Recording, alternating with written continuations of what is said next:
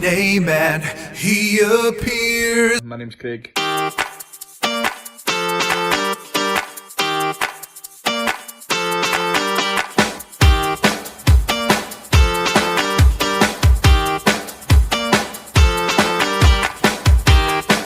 Good evening, ladies and gentlemen, and welcome to a Scottish podcast edition it's me. It's always me. Okay, it's always me. You get used to my face. But as you can see, I've got my trusty co-host Arran. Arran, how are we? I'm very well, thank you. Good. So tonight we have a gentleman who I have wanted to get on the podcast for a long time. He has wrestled for companies such as Valor, Moo, or Meh, however you say that, ICW, EPW, Full Tilt, Tidal, CCW, and more. He has also held championships such as the Meh, however you say it, tag team titles. He's also held the EPW tag team titles. He is the one. He was also part of the NAK, the New Age Clack.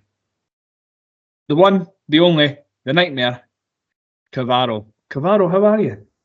Good, mate. Thanks for having us. Thank you for coming on. I've wanted you on for a long time, seeing you at shows and stuff like that, so I knew I wanted to get you on when I could, even though this is the Scottish side of the podcast, but you're from England. But yeah, it works. We make it work. Hey, Aaron. Yeah, we do, mate.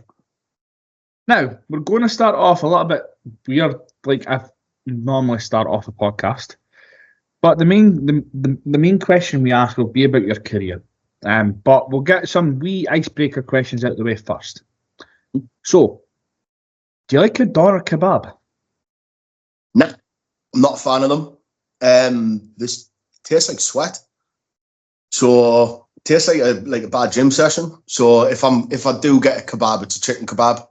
But my chicken kebab is chicken kebab with cheese and tomato sauce. So I eat a kebab like a 5-year-old would. Just cheddar cheese, tomato sauce, onions and mushrooms if they've got them, like the fry. But yeah, doner kebab for me. Fair enough. What about a deep fried Mars bar? I've put a fried Mars bar. I've never had one. Never. It's been a long time since I've had one, so I can't really comment either on that one. Do you know what it is? In theory, right, when I think about it, a deep fried Mars bar does sound like a good thing, but I also think it would probably make my foot fall off.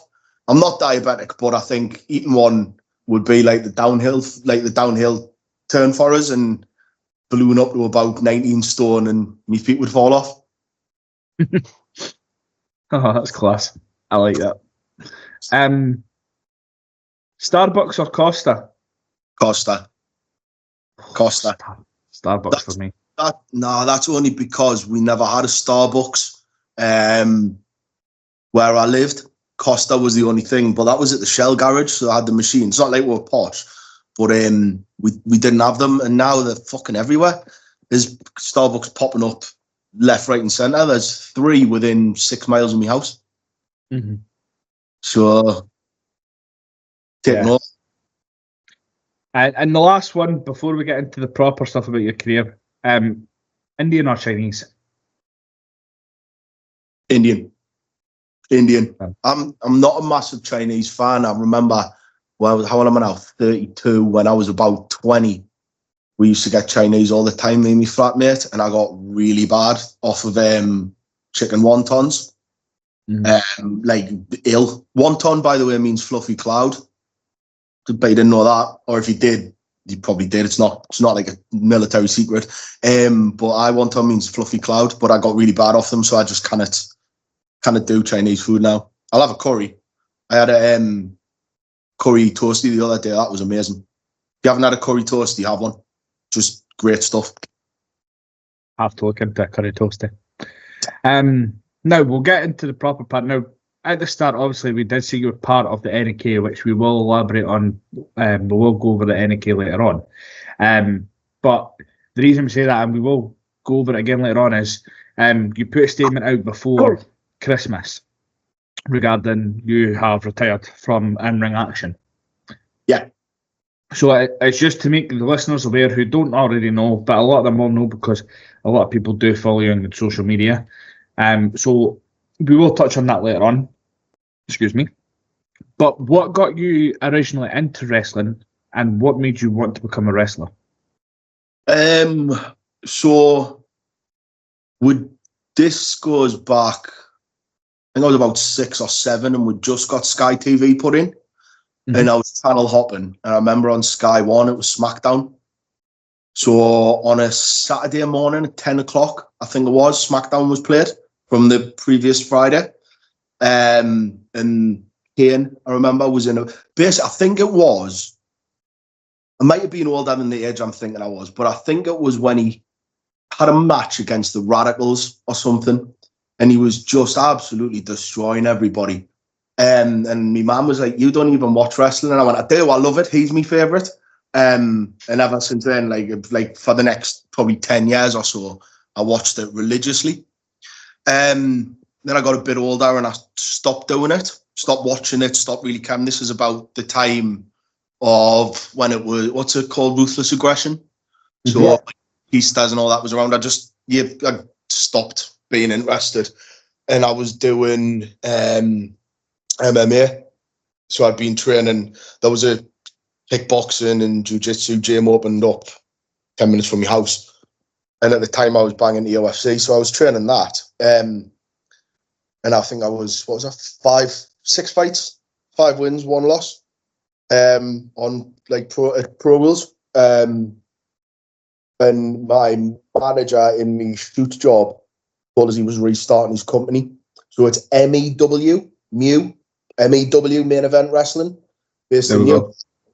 Guy called Dan Fitch. He was actually my manager when I worked for a company called EE. And he says, "Oh, I'm starting up my wrestling company again." I was like, "You didn't have a wrestling company, man. You can't, man. The only wrestling companies out there is WWE and TNA and stuff." He was like, No. And then he showed us all the people that he had on in the past.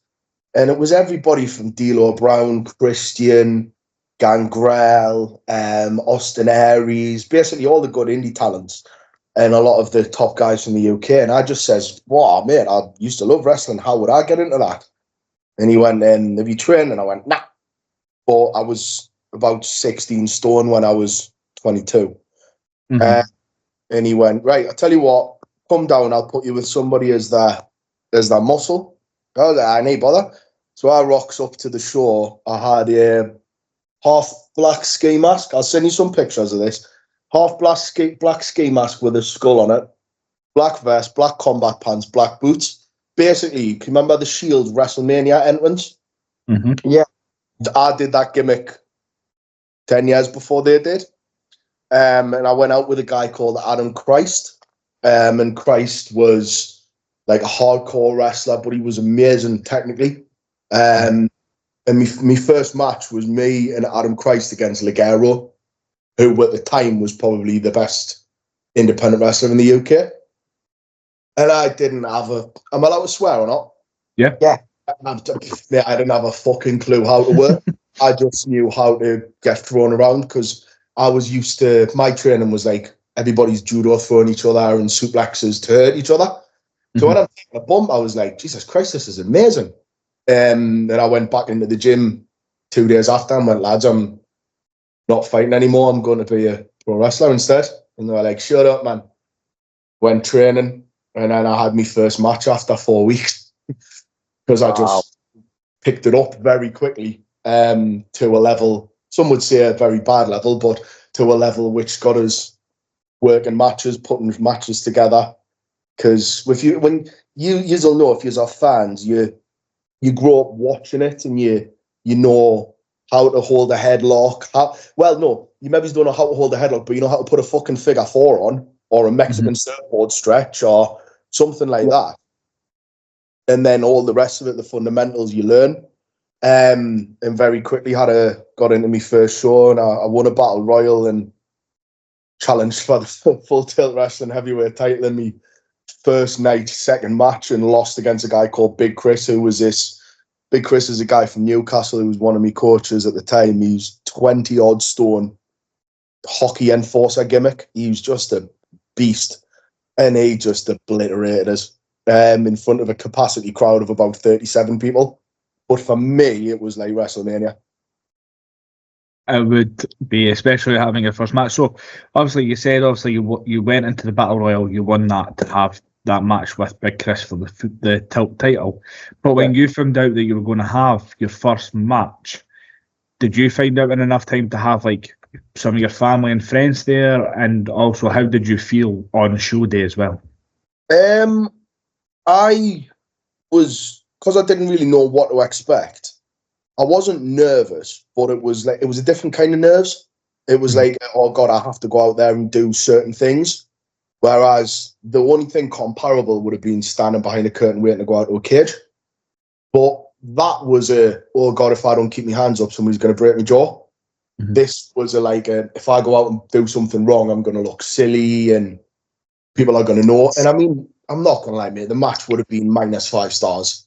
I can remember I did a spot where I had Chris in the corner and I went to kick him, but I realised I was using the left foot. I was going to use my left foot. So I just stopped, reset myself, switched legs and kicked him the other way. But I audibly said, "Ooh, wrong leg." So it was pretty bad. I mean, I came out and I came backstage after that and I was like, "This is amazing." And it was probably the best buzz ever. Nice. It was mental. I'm literally just laughing because you said you literally went, "Oops, wrong leg." that's the funny part. Just yourself, oops, wrong leg, and not realizing that the crowd was so quiet that they could hear everything. And I could probably also see that my first wrestling gear. So my first gear was black biker trunks. And then I had kick pad covers, which were actually the sleeves of a Nike Pro shirt that I'd cut the long sleeves off and then matched it up. And I thought I looked fucking dog's bollocks. When I actually see photos of it, I was like, what the fuck was I doing, man? Like, it was out of shape. I wasn't particularly in good nick back then. Terrible hair. Like, I had a long curly afro hair. It was diabolical. But for that 15 minutes or whatever, I was like, I thought I was Ric Flair. Nice. Not too bad. So obviously you've had your first match. You've obviously looked at it back. But everyone's first match won't go as how they want it to go, and it's totally understandable. But obviously when you went back, did a lot of people then give you a lot of feedback to what you can improve on or what you did really well, kind of thing? Yeah, I remember it was the classic thing that anybody who starts wrestling, I was like, how's that? And I think it was Chris or it was a guy called Michael Emberson, who was another one of the coaches. And he went, nothing wrong. We went, slow the fuck down. So there's this, you see on telly when you're watching them and even indie shows, the timing for what the fans are watching it when you're watching the matches, it's paced very, very well in enough time. When you're in the ring, if you're pacing it that way, you feel like you're doing a move, then waiting 3 minutes to do another one, because time just seems to speed up when you're wrestling. So you do have to like slow yourself down when you're doing things to let it have an impact, and which in the later parts of my career was perfect for me, because I got to the point, well, I'm at the point now where it's like, I'll do one thing and then I'm just exhausted. Or it became a lot better for my style. The guys you see who are running around, Drew, as a prime example, Chrissy's another one, Luke Kingsharp, sorry. You see them and they're just bouncing around the place, but they're very, very fit, athletic people. I could never do that. I was never one of the people that have that gas tank. Yeah, no, I can understand where you're coming from. Like I play fives-a-side on a Monday, and like I know I'm overweight and stuff like that, and I know what I am, and I always give my best when I'm at fives on a Monday. But then you've got people who are just like, they'll just go from end to end to end to end, and you're looking at them and you're like, that is just making me tired by watching you. Yeah. how like they can constantly do it. And I'm standing there going, I've just done from one run from there just to literally halfway, and I'm done already. Yeah. So I'm like, I'm 17 stone and I'm 6'2". So I'm not exactly small. Mm. And my thing when I was wrestling anyway was be as big as possible, because I was never going to be the person who could go 30 minutes, but I could do a decent 10 minutes or a decent tag match. Yeah. But then it became a thing of, as the bigger I got, so when I was bordering on 18 stone, I mean, I wasn't ripped, but I was not exactly like overweight or obese kind of thing. It's a lot of weight to carry. I mean, there was times where I literally, like, I would be getting into the ring, I would be tying up, doing a little international spot at the beginning, and I'm like blowing out my arse. And I was never able to, even if I trained constantly, like full tilt training was 7 hours on a Sunday. And you did 3 hours of cardio, had a break, and then you did 3 hours of wrestling, and then you built the ring before and after. So you did get in a condition for it, but my body just never adapted to that. But even when I was fighting, my fights were, I got in and I got out as quick as possible, because I knew the longer it went on for me, I don't think I ever went past the second round, did I? No, I never went past the second round, because I just tried to finish it beforehand, because I knew if it got to rounds 3, 4, or 5, if it was a 5-round fight, I was knackered. Mm-hmm. And that would just, my body, when you're concentrating more on breathing, and it becomes a conscious thing of you going, I need to catch my breath, your footwork's wrong, you're not turning quick enough, you're not ready to catch somebody, you're not bracing for a punch or a forearm, and that's when you start getting hurt. And that's when you start making the mistakes. And then once you've made a mistake, it very quickly unravels, especially if that's on your mind as well. yeah. No, I get that. Arran, have you got any questions you want to jump in with just now? Well, I give you the chance, because I seem to talk too much. You talk too much, mate, but it's fine. Nightmare, how did that come about? So basically, it started, I had 2 gimmicks. I had the masked one, which was Kavaro, and then I had an unmasked gimmick, which was Alex Wyndham. So Wyndham's actually my middle name, and Wyndham is a wrestling family. So it was kind of always a thing where it's spelled differently, but it was always one of them things where I was like, that's a bit weird. So I had the name Alex Wyndham. And then it just got confusing, because at the time it was like, right, we want you to be Kavaro this night. So I had the mask on. Then the next match, I was the alpha male. That was the gimmick, because at the time I was the biggest one in the training school. And I'll be honest, that never really caught on. Then I broke my toe, which doesn't sound like a big injury, but that was once they put a rod through it. I couldn't walk for 6 weeks. And you kind of drift out. And then I just went, you know what? One of the lads, Paulie, says, why do you not just wrestle as one person? So we did, drop the mask, went to Alex Kavaro. And then I was looking for a nickname. And at the time, Call of Duty was quite big. I think it was Black Ops 2, where Avenged Sevenfold was on it. Mm-hmm. And then one of my mates, the guy called Sloppy, who I trained with fighting, he was showed us the song Nightmare. I was like, oh, that's a pretty cool song. And then I says, that would be a good nickname, wouldn't it? And he went, yeah, but Diego Sanchez, the UFC fighter, has already got it. So in my mind, I went, well, if he's got it and he's a fighter, I'll take it into wrestling. And then it went from there. The problem was, then everybody did it. There's a guy in Cumbria who goes by the name Nightmare. You then had Cody, who went as the American Nightmare. Then you had Rhea Ripley, who was the Nightmare. And there's probably 20, 30 other wrestlers around the world who have it. So There's a boy up in Scotland got the Nightmare. It's not the most creative, put it that way. It was one of them words where it was a buzzword. And it was like, right. And then because there was a song called Nightmare, it was like, right, that'll do. Bang it together. But then it went. But I mean, there was other ones. At one point, my nickname was the Top Knot Wanker. And that was because I had a top knot. This is when I wrestled Grado. So I'll tell you this one. So basically, I decided, like, if you look at my hair, it's very thick, very thin. And for whatever reason, I decided I'm going to go a top knot. So this is for MEW. And I came out with it, and the crowd at MEW was majority children. Just it's a kid show. But I think I wrestled. Who did I wrestle? Sean Only, perhaps. And the match finished, and there's 300 people in a social club, majority of them kids, shouting "Top Knot Wanker." 8 to 14-year-olds, and I went, cool.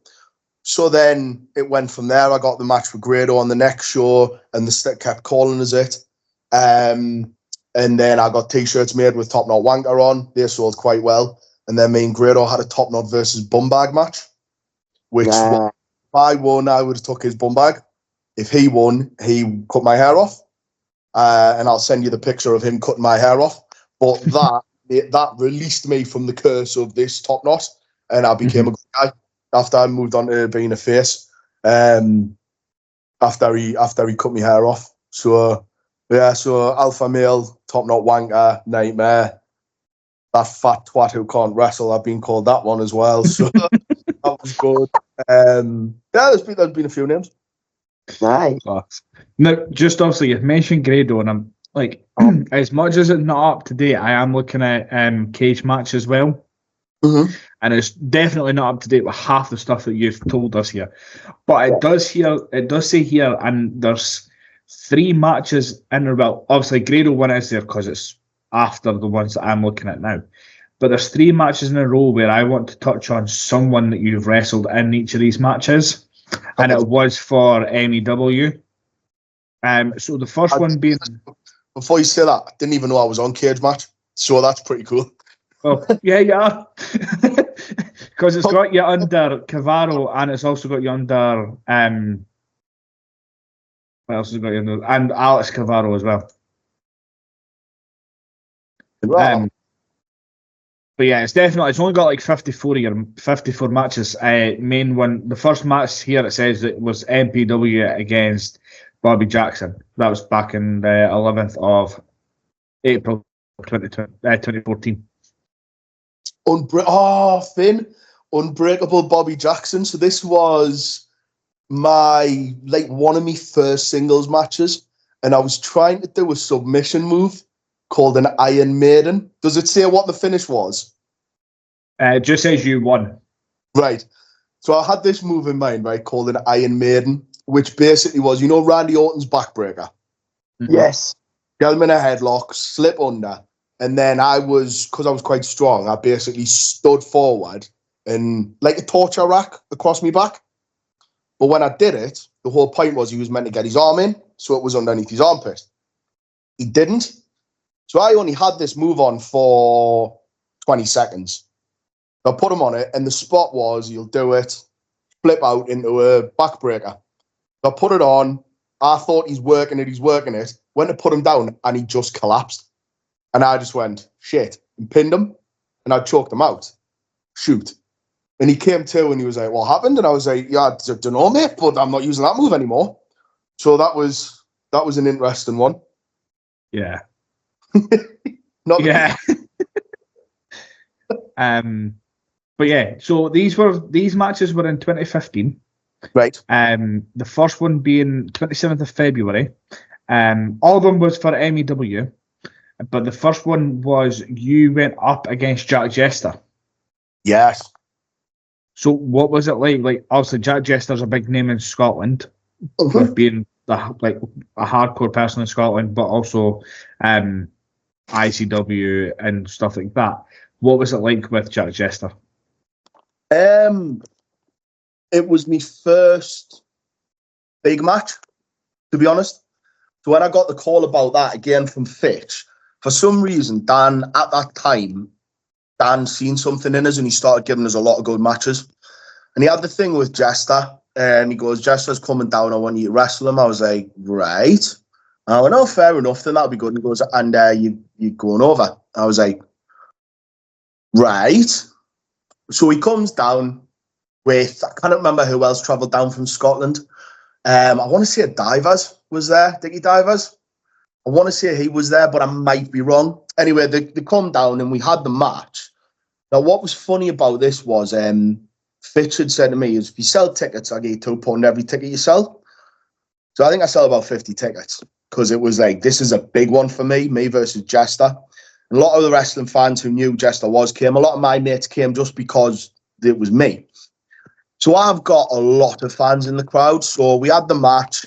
Jester gave us a tombstone. One to lift me head up because he's getting cocky. Went to get his big corkscrew thing. Ducks it, super kicks him, rolls him up, gets a cheeky pin, and then scarpers. I got on the mic because for some reason I had this idea that getting the phrase "Welcome to Newcastle, bitch" was going to be the thing. It was going to be like I was going to be like an import killer, so people would come down from other promotions and they'd wrestle me as their gatekeeper for MEW, and that was what we're trying to get over. And then something happened where, and this was on YouTube, so you can find this footage. Something happened where one of my mates, Alex, decided to shout something at Jester. The Jester is professional in gimmick when he's in gimmick, and he couldn't let it slide. So he just squares up to him, and Alex just squared up to him. And the two of them are just like looking at each other like one of us is going to have to hit each other soon. And then Alex kind of realised, actually, I'm not part of the show, so he backed down and gave Jester the benefit of the doubt and just let him kind of go with it. Without shadow of a doubt, Jester would have absolutely murdered him anyway if it had come to that. Jester is a big fucking guy, and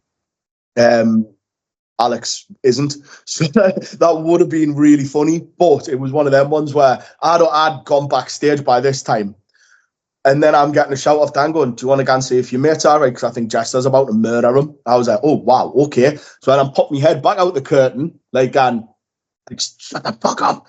But yeah, so that was funny. Nelly absolutely murdered one of me pals. Wow. So I've just pulled that card up from that day. So the matches on that card was Lucha Aboard of Yanis Centurion and Local Rider. It's not a podcast if I don't butcher a name. Or versus Country Club of Dominic Davenport and Ragnar. Yeah, you had Prince Amen versus Liam Lazarus versus Jason Prime. Yes. So Jason, who was Jason Prime went on to be Primate for NXT. Yes. Yeah. Yes. Because I've just clicked on his name there as well. Then you had a wee mini battle royal, and you had Ian Robinson versus Adam Christ versus Nathan Cruz versus Dara Diablo versus Chris Diamond versus Mr. Hollywood. Yeah, Mr. Hollywood, Dan Fitch, by the way, the promoter. Got himself in there. Of course. You had a tag team title match, and it was HT Drake and Mickey the Dragon, and that was against the Newish Click of BT Gunn and Chris Renfrew. Yeah. Then there was your match, and then you had the heavyweight title match of Dave Carabin versus Assassin. Yes. So Carbon and Assassin were probably the two bigger ones from the Northeast. Before, in the past, Assassin worked when the imports from America came over. Assassin worked all them, and he's been doing it for 25, 30 years or something. He's got his own training school in Bedlington now. He's got contract. And Carbon was the younger up-and-comer, but was, like, just phenomenal. Carbon was just... I remember watching Carbon when I was just starting out and being completely in shock of him, because he looked so natural. He was the only guy in the Northeast wearing trunks at the time, and he looked like he was meant to be in them. He didn't look like a skinny guy in trunks. He just looked like a wrestler. And he had this brain buster on him, which was phenomenal. And then he faded out a bit. I faded out a bit. And then me and him came back as the Tynan Werewolves. And that was just a rip-off of Marty Skrull, to be fair, because we both had fur coats and we were both arrogant little twats. But we were over with that in MEW. That was really good. And then I went and broke my neck, so I had to stop, which was ideal, because it just derailed it straight away. So we'll touch on the broken neck very soon, because that's something I never knew, and it's okay to talk about. Yeah. I'm going to skip past the match that I'm going to touch on the most just because of someone that was in it. Mm-hmm. But the match on the 5th of June 2015, it was yourself and Grado, and you tagged against the New Age Click of BT Gunn and Chris Renfrew. Yeah. So obviously BT Gunn is a massive name in the UK business. Yeah. And Chris Renfrew has only not long come back from stepping away from the business with the new Age Click that you were part of, which again we'll be touching on very soon. But what was it like to go up against the New Age Click at that time? Shit himself, mate. I remember that match when it came on, because that was my first main event. Now, my career movement went like that. Then very quickly went like that and plateaued. Because I got to a certain level and I just couldn't get any better. And there was people overtaking us, but because of the popularity of it and stuff. So I'm in with Grado, and I remember this spot, right? That match was the only match that I've ever been frightened for. Not because I was going to get hurt, but I was like, I'm out of my depth. Because I remember watching them. I remember watching the other match where they wrestled Drake and Mickey the Dragon, like the previous show. And BT just looked different class to everybody. And then Renfrew was doing fucking head spring kick-ups or something. And it was just like, he looks like that and he can do things like that. Because they didn't, you'll not be against for saying this. One of his ability didn't match his look. Mm-hmm. He looked like in every guy who you'd see in the bookies or the pub or something. And then he went out and wrestled like a fucking lunatic and like a really good worker. And then I was in with Grado, and I was like, I'm the weakest one here. And I don't know if it was nerves or whatever. But I remember there was a spot where BT went for a dragon whip or a dragon drag or something on us, and I fluffed it. And from there, I just shit my pants. They tried to give us the finish at the end, but I was a lot bigger then, and I dropped out of it, and Renfrew wasn't happy, but there was loads of shit, and I got screamed at and everything. That was probably the match that I was the most apprehensive for. Even though I can remember after the match, we lost because we challenged for the tag belts. We lost, and then I turned on Grado, and I set up me versus him on the Top Knot versus Bumbag match. But I remember after we took the pin, I was lying on the floor, and Graham fucking fair play to him. He looks over at us, he goes, didn't worry about it, that was good. I was like, mate, I remember I goes, mate, it was diabolical. He went, no, man, listen to them. Because the crowd was wild for it, like they really were. And I went, however, we'll go and set ours up. He's like, yeah, man. So we did the thing where we got up, shook hands, we had a beer together, we turned around and I super kicked him. And it set up our match perfectly. He then got one up on me afterwards when I got too cocky and he challenges Top Knot versus Bumbag. And then that was at the Northern Bash in October or November of that year. But that was the first match that we did at the Newcastle Uni. So it was a big fucking arena. Good 700 people or something. Big crowd, big displays, etc. And we had Noam Dar on the show. There was a lot of big names on it. This is before they'd moved on to doing WWE and TNA and stuff, but there was a lot of good people on it. But yeah, man, I was out of my depth. I was out of my class on that one. I remember coming back and actually being embarrassed for myself on that match because I was like, if you looked at the people in the ring, one of these people is not like the other, and I was the odd one out drastically. Yeah, just looking at that, the card for the Bash, you can see that Jason Prime versus Prince Amen. You had Little Miss Roxy versus Lana Austin. Hasty Drake and Mikey the Dragon defeated Luchado of Janice Centurion and Local Rider, and the Death Dealers of Masked Destroyer and Tokyo Joe.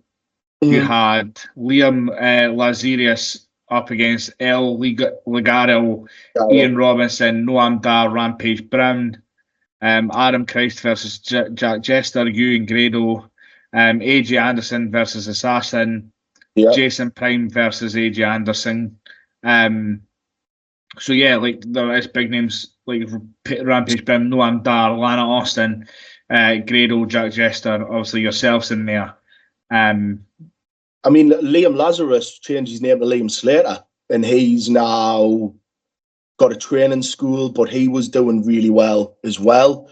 And pretty much everyone on that card went on to do something really good in wrestling to one level or another in different areas. Like obviously Dar went on the cruiserweights and he's on Speed or something now, is he? Or is he still working WWE? I'm not sure. He's still NXT, but I'm sure he's still out injured just now. Right. Okay. So he did that one. Rampage is Rampage. Mm-hmm. Rampage is, if somebody said who's the best British wrestler of the last 10 years, Rampage. It has to be. Nobody knows more, has done more for the sport. And if you looked at him and you didn't know who he was and you said, what does he do for a living? You'd go, he's either a murderer or a professional wrestler, because he's just built for it. He just looks like a wrestler. But he also was probably the nicest person in the world when you actually spoke to him. Him and his missus were just lovely to talk to. So, yeah, I mean, MEW, for that period anyway, they were head and shoulders above everybody in the Northeast, but it was because they were getting head and shoulders. Nathan Cruz went on to do AEW or TNA or something. He was another big name. Lana Austin, she's still going now and she's done great things. So there's a lot of people who've done really, really well. But Fitch was very good at spotting talent, getting them in on long agreements. We get them in and go, right, well, I want 7-8 matches from you, which could be a year's worth of shows. And you've got them agreed and paid for. By the time the back end of the year comes around, when the Bash came around, these people are really big names. And everybody's working together very well. Yeah. One other name that I want to touch on from MEW that I'm seeing right now. Now, this was 2 months before you went up against the Noise Click. So this was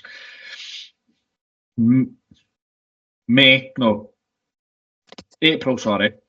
Yeah. 26th of April, you were in a 3-way. Now, it was yourself, Adam Christ, but the main one I'm wanting to touch on here is Sabu.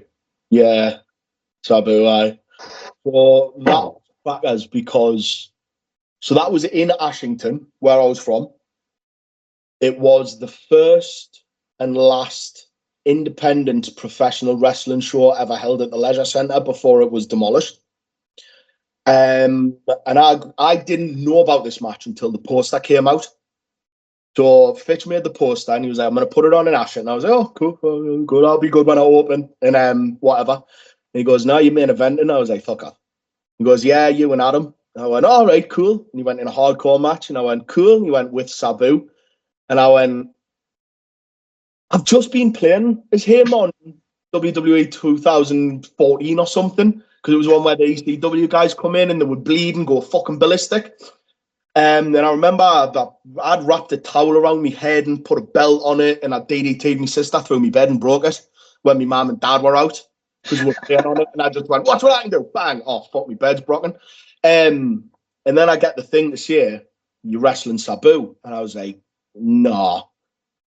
So I rocks up to the venue. I like to get to the venue quite early to settle and chill. I got the venue. And fucking Sabu and Genie walks in, and I was like, shit, they're bed.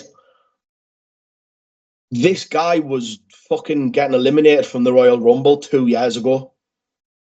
And now I'm working with him. Like, this is mental. Absolutely mental. So we planned the match. And so this is going a bit behind the curtain. But Sabu's thing was, he was X amount for him to wrestle. Double if he was going to lose. So the plan was originally that I was going to win and it was going to cost £1,000 or something. And it was like, we can't be doing that. Look, mate, it doesn't matter. I've wrestled him. So I ended up taking the finish off Sabu, Arabian facebuster through a table. Nice. I remember he did it. I didn't feel a thing. He was punching us in the face. Didn't feel a thing. Every move he gave us, didn't feel a thing. He was telling us when to fight back, when to take it, when to take him out the match, when me and Adam to do our spots. And then he pinned us and he whispered in my ear and he went, "You okay, brother?" And I went, "Yeah." And he goes, "Thank you very much." As the three came down. So I'm lying there, absolutely starstruck, going, "Fucking hell, Sabu's just thanked us for a match. What the hell's going on here?" And then, yeah, it was surreal. Like, when you're being told that you're working with these guys that you used to watch as a kid, yeah, there isn't a way to describe it, mate, because it's a very humbling thing, but also a very much a proud moment. Because yes, a lot of them are on the down of their career, but if my up career matches the down of somebody who was an ECW Hall of Famer and a WWE superstar and is now doing TNA and AEW and all these things, must be doing something right. Can't be doing everything as wrong as people say. Yeah, no, I get that. No, it's when I seen that, I was like, no, I need to touch on that. And it's not just that, we're going to the For Love of Wrestling this year in Manchester, and Sabu's there. Right. So if he's free, I'm going to go over and speak to him, and I'm going to see if he'll remember you. He won't remember me. He won't, but I'm just going to see if he will. I'm just going to say, we done a podcast with a gentleman who wrestled you and see what he says. I'll be honest, mate, between you and I and the table, I don't think he was in a position to remember a lot when he was on tour in the UK. From the stories I had heard about him, I think it's probably all a big blur for him, but fair play, mate. Live that rock star lifestyle, you know? I think a lot of things is probably a big blur for him. Yeah, yeah. I do remember when we planned it, he did take himself out the match a lot, which is something that I started to do towards the end of my career because my memory isn't the best anymore. Probably because I'd started to do a lot of the things Sabu did, a lot of the substances. So my short-term memory disappeared a lot. So I would be lucky if I could remember 3 spots, but you only need to remember 3 spots to get through a match. Fair play. Yeah. Now, just before we touch on like you breaking your neck and about the New Age Click and stuff like that, obviously, but the you on the 19th of May 2017, you tagged with Carbon as the Time and Werewolves, and you went up against the Purge of Crowbar and Stevie James. Yep. And Sons of Gulad. Yes. What's he called now?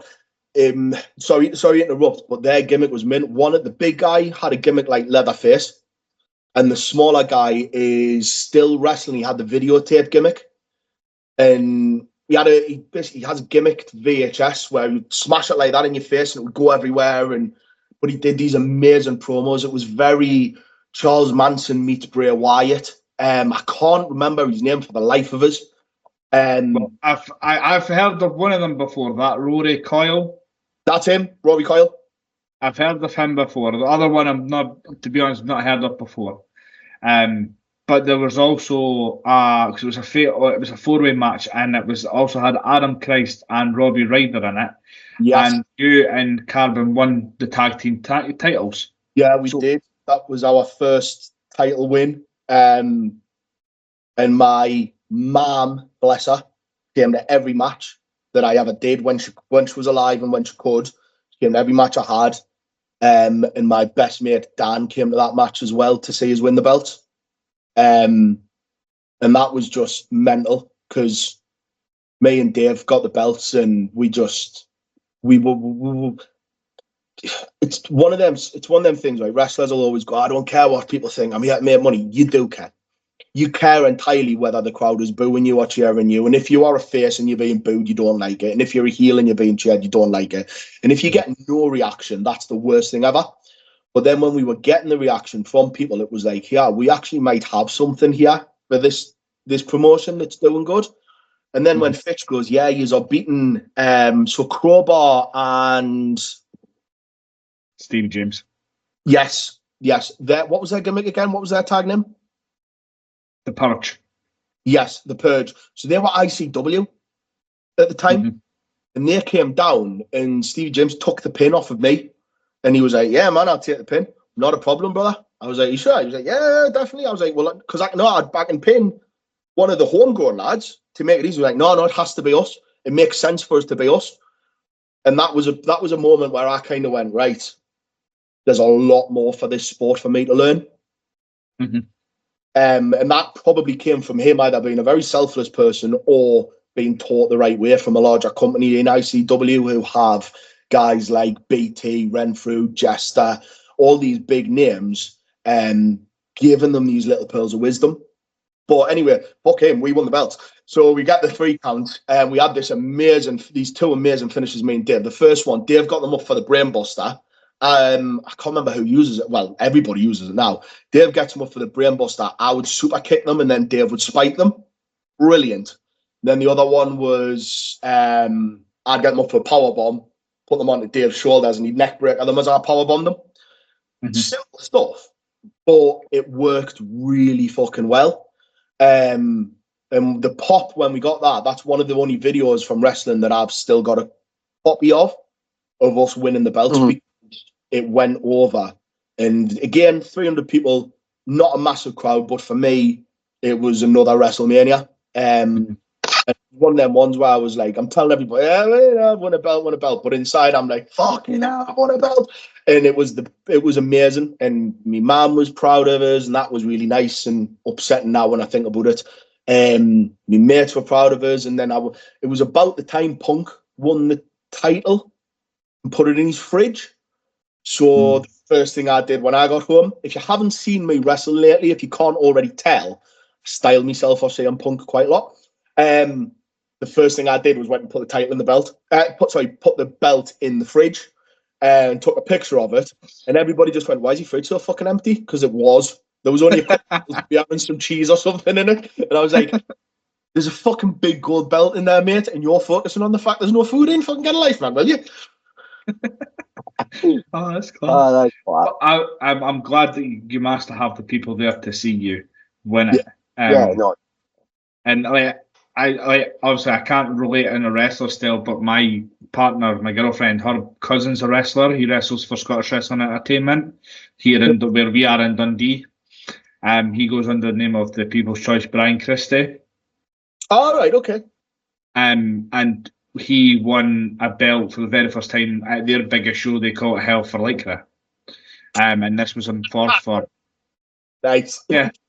This was in Forth for a good few years ago, and he won his first title. And, like, the raw emotion on his face, like, he was crying, like... But it's not just a matter of fact that he'd won the belt, because he's got, like, learning difficulties and stuff like that.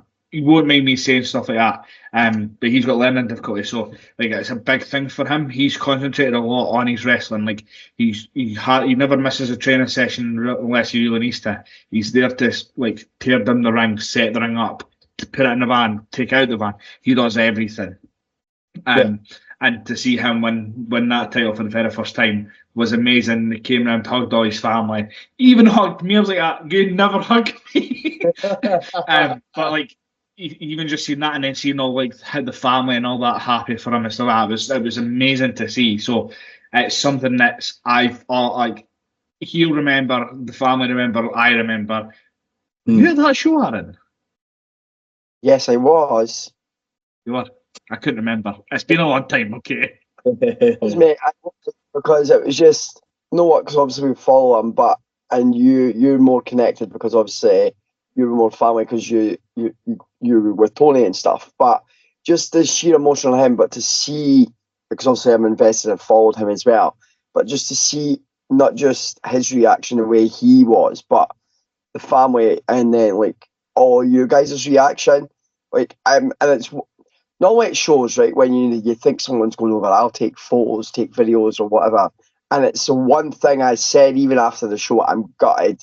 I actually didn't get the video on my phone of the reaction of them all together, because it was, even though I follow them the same way that they do and stuff, but I was just like, I'm not part of the family, but just seeing what he's went through and everything else to get that first championship win and stuff, I was well up, but I thought, I'm gutted that it didn't have, like normally stuff like that for them to, like, for you guys to keep, if you know what I mean. And it was amazing to see the reaction from like him and the family as well, the way it gone, if that makes sense.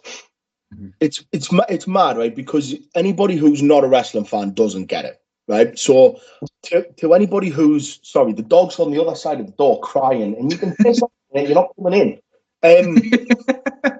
So sorry, side note, it's Carl Ivor. He's 1 year old. He's a staffy and he weighs about 50 kilo. He's fucking massive, but he is the most needy dog in the world, and he will not leave me alone. So I'll be in the bath relaxing, and I'll turn around and he's there staring at us.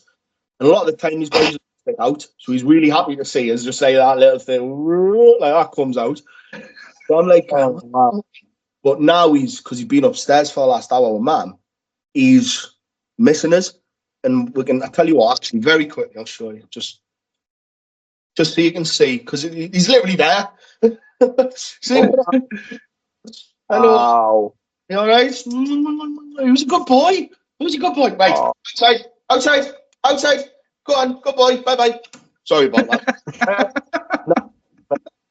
That's class.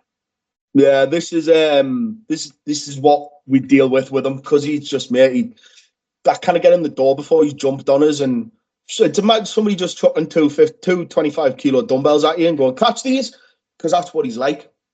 In terms of size, that mate, he's just fucking ridiculous. Yeah, sorry. People who are not wrestling and not involved in it don't understand it. They'll be like, well, you haven't won it. You're playing that character, but it's what the belt represents.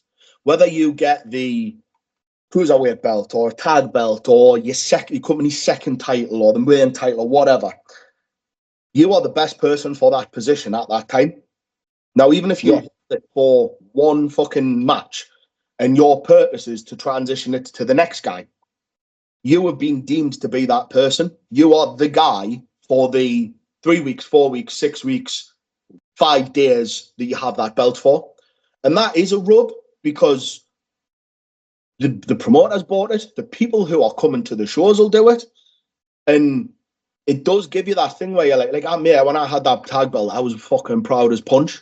Like, it literally sat on me fucking telly table in my bedroom, staring at us, and polished it, kept it fucking nice, wiped the leather down, everything.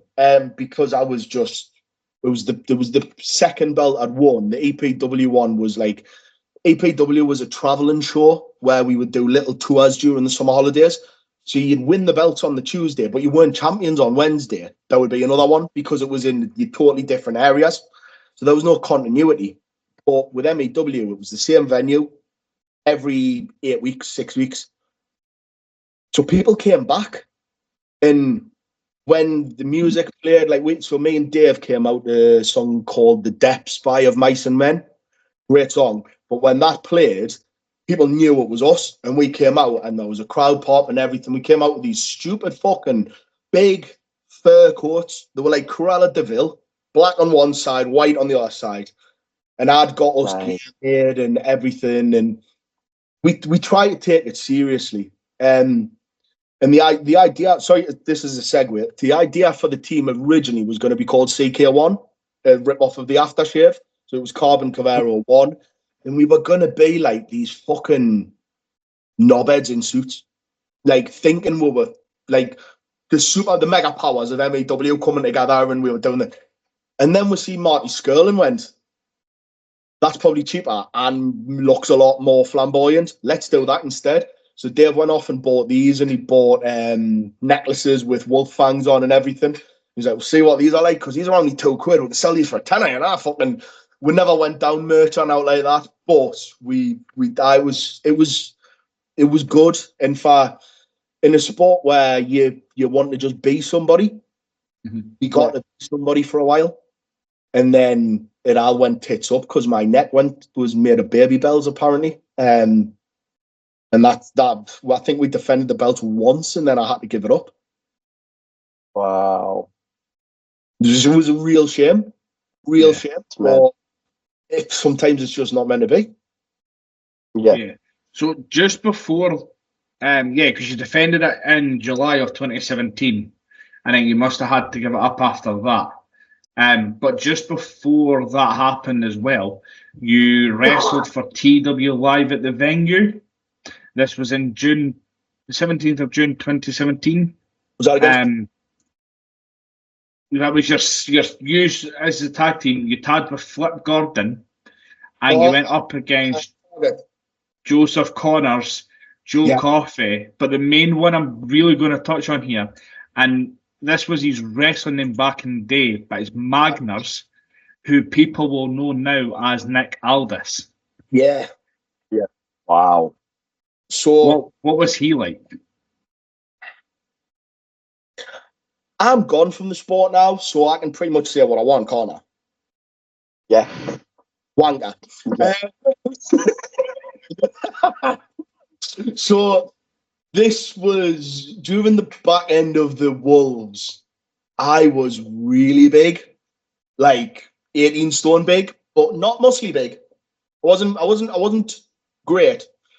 And Target was a company that David worked for a lot. And we got our foot back in the door and we went over. And then we got told this match is happening.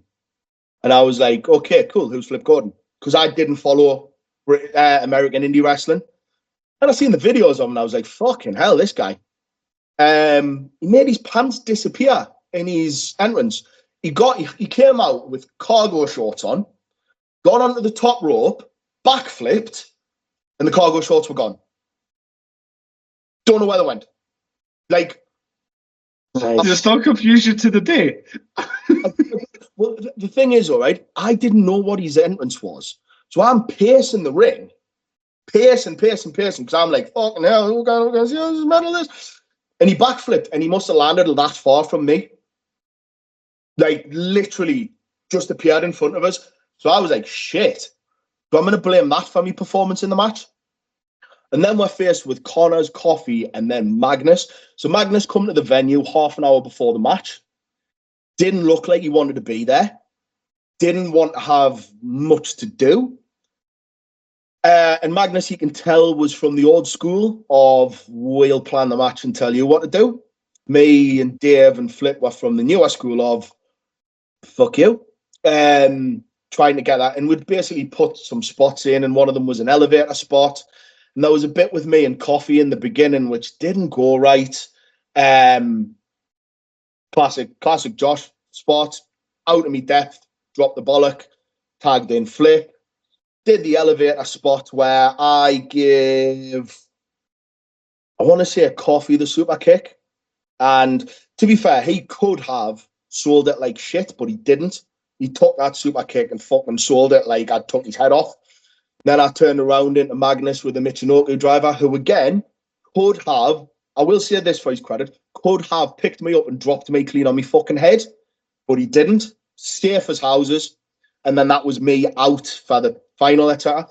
But then we got backstage and fuck me, how it was like I had two arseholes when I was finished. They ran through me and berated me, and I was like, yeah, you're right. Like, there's nothing I can say in this scenario apart from you entirely correct.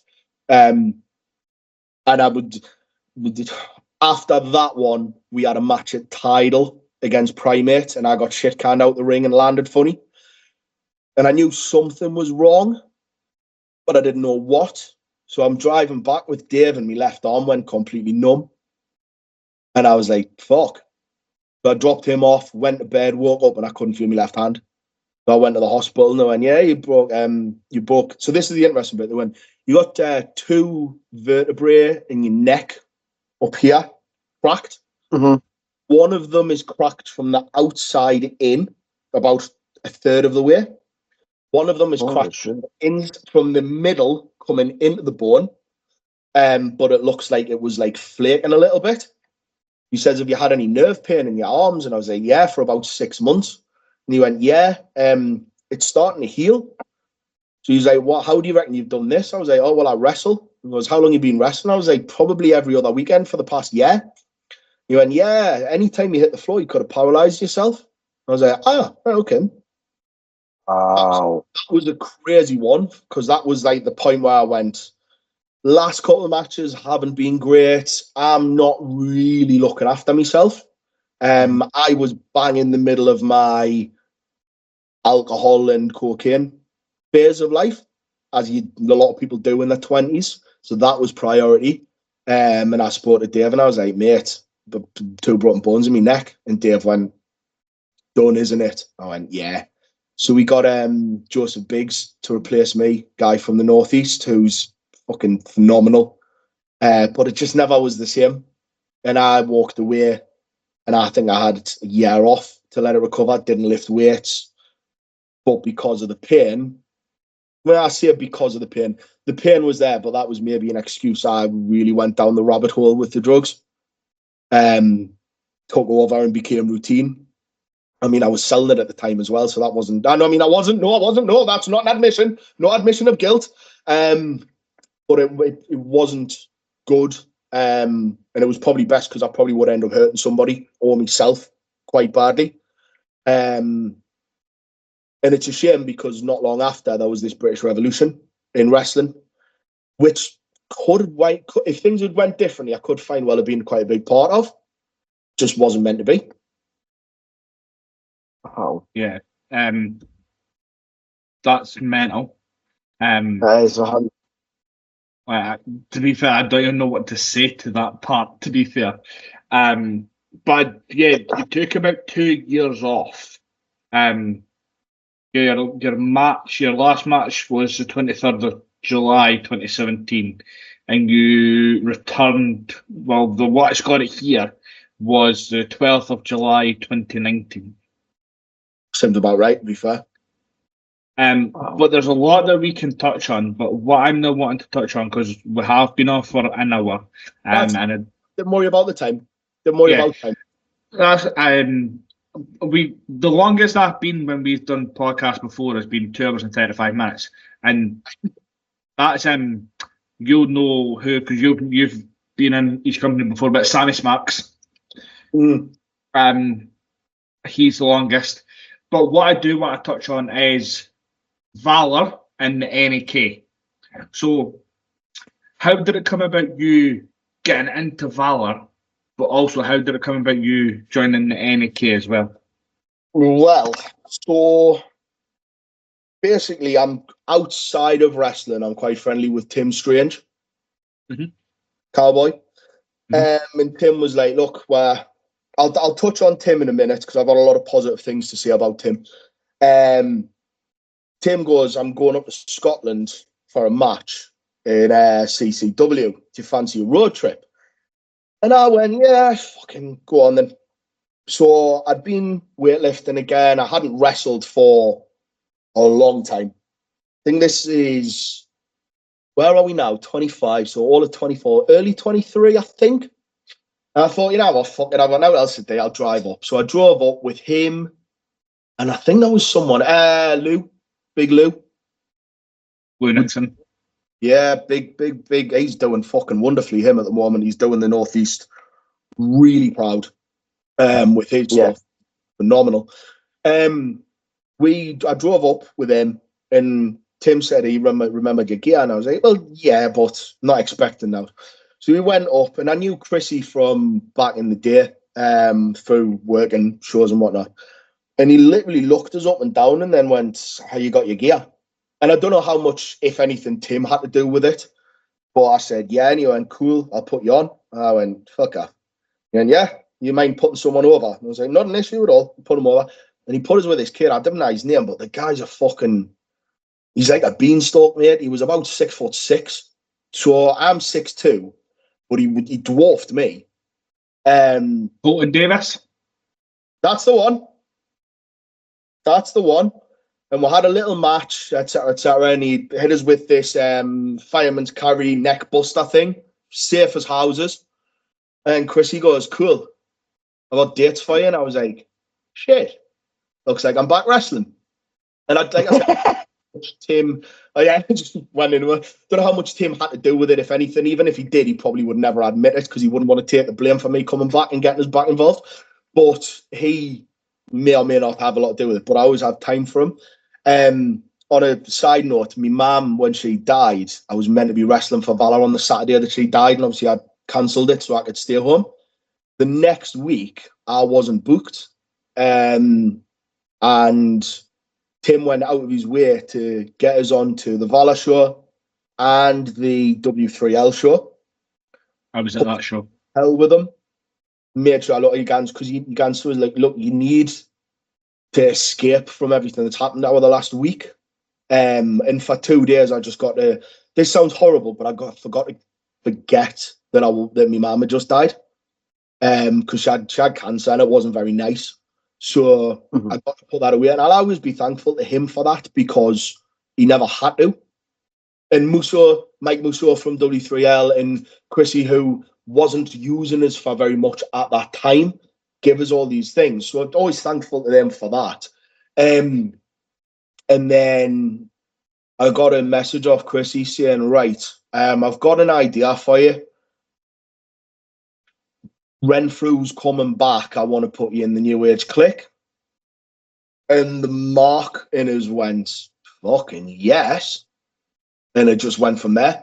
So I was the first NAK member to wrestle in Sweden for them. First international tour, I went over and I wrestled Seb Silvers, who's now in the clique. I wrestled him. Then the next time I wrestled the other Seb and beat him. So technically unbeaten in Europe. So winning. But yeah, so it was one of them things, and it came around a time where it's probably what I needed. And it gave us that confidence boost. And then it was me and Renfrew, and then Drew joined, and then we had the match at, I think it was Red Dead Redemption, where Seb joined, and Seb played that match perfectly, where he feigned leg injury. Because we were like, well, I know it's a spot, but is he actually hurt himself? And then we were acting off the back of it, and we had the whole crowd going on it. I know this is completely revealing the curtain, but we're all wise to how it works. And it was great. It worked very well. It's great. It's a shame how things ended up, but sometimes it is what it is, you know? Yeah. Yeah, because when as the news clip came out, the first match that you had when Drew joined was the Paisley show. Yeah. Yes. And I was at that show. You were? Because I remember I turned into Drew, because we've had Drew on the podcast, and as we see Drew now gets booked on some of the SWE shows. But like last year now, so it's a new year. And I did turn into him and I was not expecting you. But I was great because, like he says, there was only one person kind of, I think he thought, clicked that was him, because after him saying he wasn't going to be there, he was put on the fucking poster. Yes. Yeah. Which was one of them things. It could have. I mean, it's one of them ones that could have quite easily been a red herring, because it could have been pulled at the last minute. And I think, if I'm not wrong, I think the original planner was going to be Big Lou, because there was that thing of the clique used to be very popular in Newcastle, and with me and Lou being Newcastle, we were going to be down here, Renfrew up there, and it was going to be like a cartel thing where me and him would work as the clique and other promotions with instruction coming from the boss. And then the plans changed and And it turned out to be it was a good year. It was fun. I got to do matches. I'd never thought I would be doing hardcore death matches and stuff like that. If you can't really see it, if you can't right there, see on that finger in between them knuckles, that scar? Yeah. So that was Chrissy, Lou King Sharp, bless him, loves kendo sticks and swings them like, for a little guy, swings them like he's a big guy. And this kendo stick was absolutely obliterated over me. And it snapped. And our kendo stick's got a tension wire running all the way through, along the side. And that whipped and sliced my hand open. So at the end of the match, I've got Krieger in a chokehold, pinning him down while the other two beat fuck out of Chrissy. And Krieger's kind of me going, what you done to your hand? I was like, well, I'm fucking that. Oh, shit. Pissing with blood.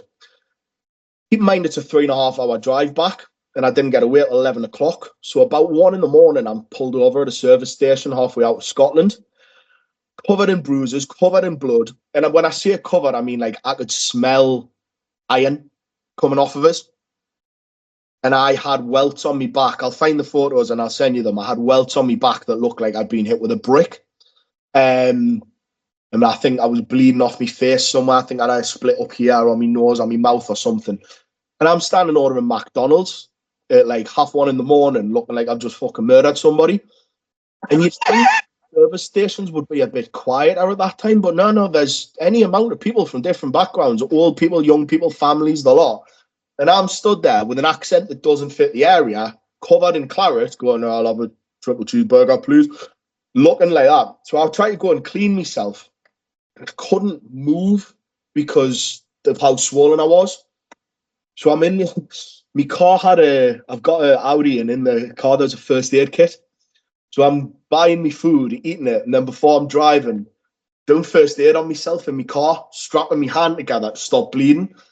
Now, by the time I think this was around Gretna, by the time I'd got from Gretna to Newcastle, which is still an hour and a half, that bandage was bright red again. My pants was covered in blood. I was a mess after that match, and the bruising and the welts and stuff didn't go down for a long time. Like I'm talking like 4 weeks before they disappeared. But that was a war, that match. We went through it with the intention of we will go out to hurt each other because that's what the story needs. Yeah. And then Renfrew and Chrissy took it to the next level the next time we were at that venue when they had their death match. They took what we did and made it the next level, to the point where me and Drew were stood backstage going, like, me, this is shoot as well. We're looking at each other going, we need to stop. We need to stop this. Because Renfrew took a move, stood up, and blood spurted from his head. And I mean, like cartoon style, went psst, like that, and wouldn't stop. And then when I was talking to him, you know, when you're talking to somebody who's really, really drunk, and they're looking at you, but they're not looking at you. He was like that, and I was like, "Yeah, right." He's, you can't understand him at the best of times when he's had 15 staples and a kendo stick and frying pans and steel chairs to the head. He's even worse, and he's fucking all this and that. And I'm like, right, crimson. He was bright red, and Chrissy was exactly the same. But the two of them just must have decided, yeah, we've got to one up that one, and they went even further. It was beautiful to see, but at the time we were like, this is interesting. Yeah, it wasn't just that one, the match that I was at when it was the Paisley one, the week after, it was also in the Grand Old Opry in Glasgow. Is that not when you threw Luke King Sharp in the back of a taxi? Yes, it was. In the boot of the taxi, sorry. Glasgow street fight, where Krieger hit me with a child. He used a 7-year-old child as a weapon, which was very innovative. Chrissy then got put in the back of a taxi. But the funny part of that is we made the walk from ringside to out the venue. The whole crowd followed her. And the Grand Old Opry is not a small place. You're looking at 300, 400 people. So they're piling out on the streets. Then Chrissy comes out with his dungarees on. Krieger comes out with his Kevin Nash getup on. Drew comes out in his street fight clothes. And then I come out in full wrestling trunks because I was like, oh, fuck this. I bought the trunks. I'm wearing them. Renfrew's in a suit. And the fucking police just happened to drive past at that time, stop the riot van, and just look at it. To which Chrissy turns around and shouts, "This is Valor Wrestling." And then they fucked off. So they weren't even bothered, really. They just went, let me have the fun. Left her. And then, after double super kicks, Chrissy taking back body drops on concrete. He got put in a taxi and fucked off. We then proceeded to take Krieger back inside. And he went through a table that may or may not have been stolen from WWE's Clash of the Castle.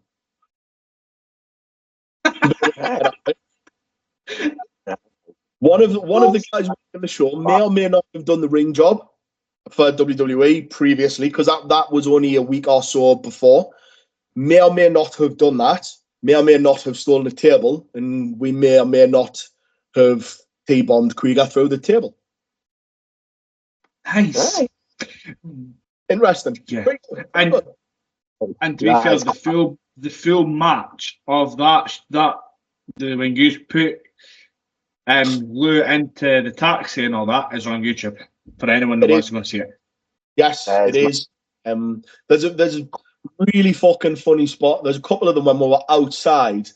Somebody's shouting at me, going, "You can't do that, you can't do that." And me being the most cocky, arrogant, aggressive prick in the world, turn around to see a little kid screaming at us, to which I've got right in their face. "Oh, I'm hurting your friend." "Shut up, man, will you?"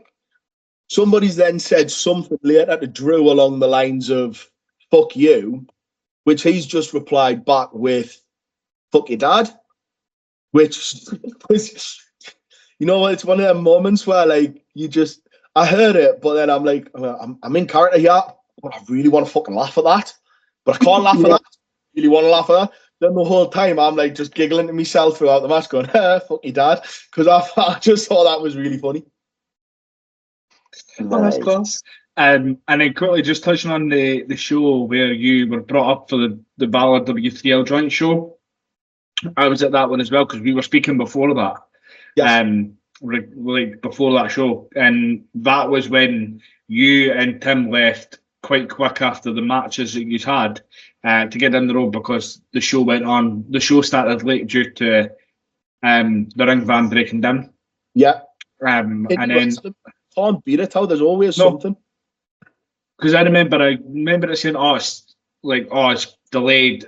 Like I was like, right. So I was just me and my partner. So we left. We were like, right, we'll leave a little bit later now. So we left a little bit later, and we got there. And I'm like, what's going on? And the next minute, you just see like people coming out looking. There's Sammy Sparks. There's Mike. There's yourself. There was Jay the Jackal. There's Hugo. All coming out looking. Then next minute, every single one of you just appeared. And next minute, I turn around, here's the van being brought in. I'm like, there's the ring.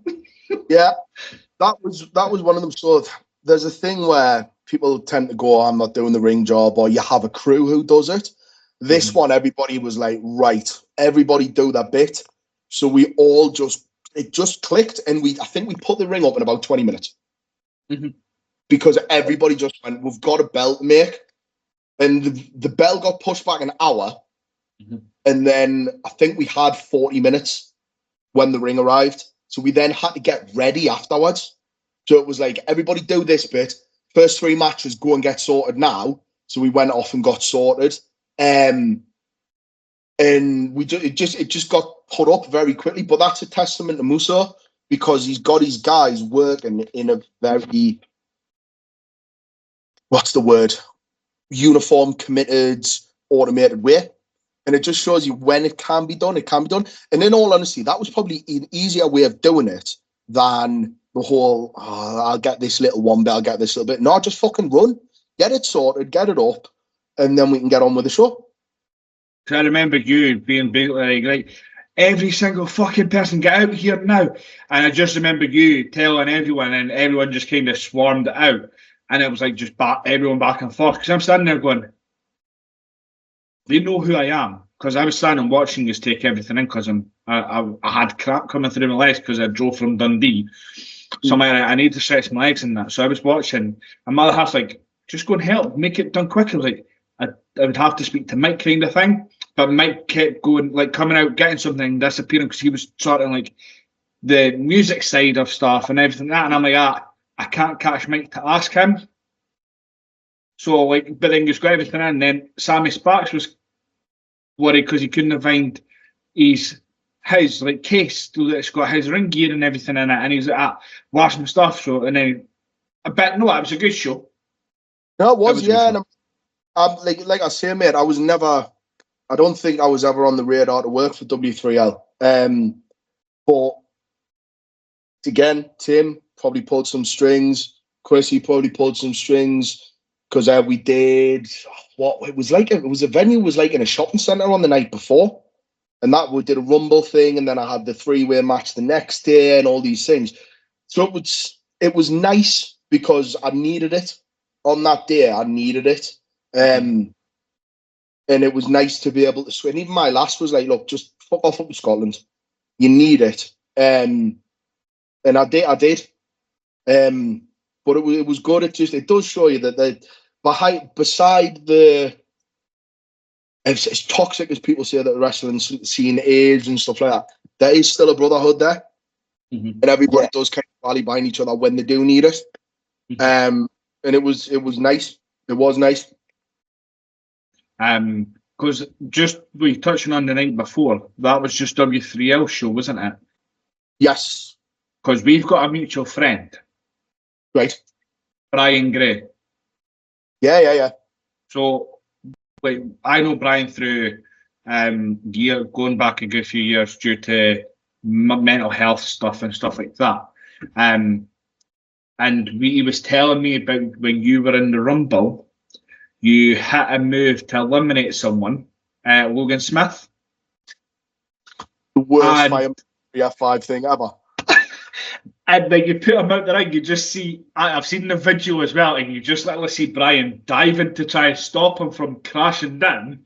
But then also, you just see him quickly like going down to make sure he's all right. He's like, you all right? And I remember him telling me about it, and I was like, oh, God.